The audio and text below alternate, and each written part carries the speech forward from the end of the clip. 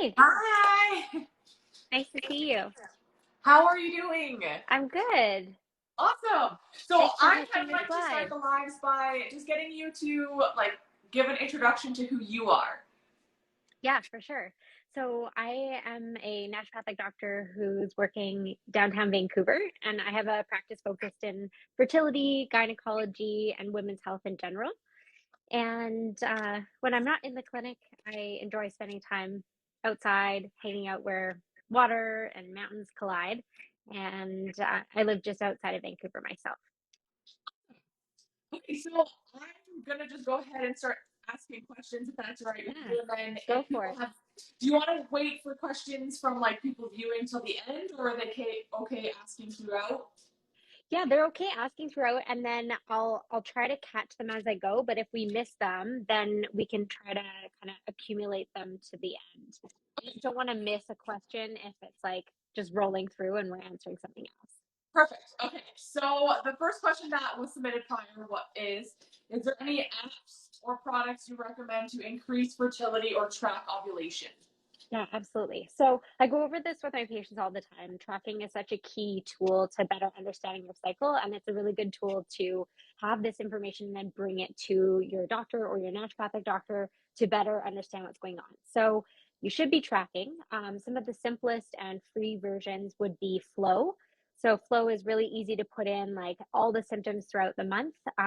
It's a little pink icon with a feather on it if you're looking for it in the App Store.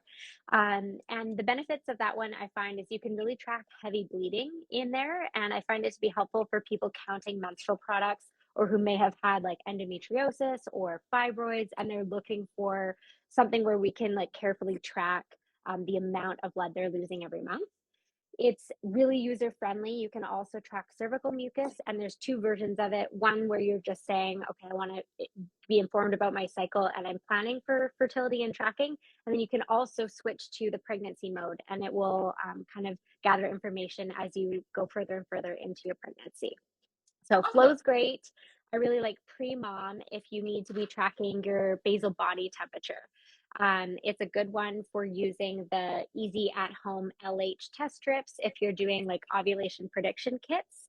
And you can also track your basal body temperature and it gets all charted in there, which can be really helpful if you're tracking that data. Perfect. So we actually have a question that popped up already. Is there a Mhm. point to use the app if you don't have a period yet? So she's postpartum. Yeah.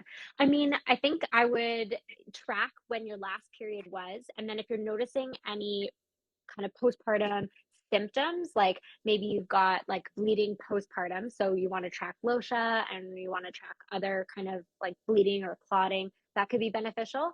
And then you can also use the different icons to track other things like mood. So if you're noticing a change in your energy or a change in mood or hydration status with whether you're breastfeeding or pumping or not, I think that could be beneficial. Um, but the period's less so until you actually have another one come back. Okay, so the next question is what supplement should I be taking to increase fertility? I know this is like probably one of the most asked questions I ever get. I'm a pretty big minimalist when it comes to supplements because there's so many things out there and everyone needs something different. And Mhm. so taking everything for every different reason why you could be experiencing infertility or difficulty conceiving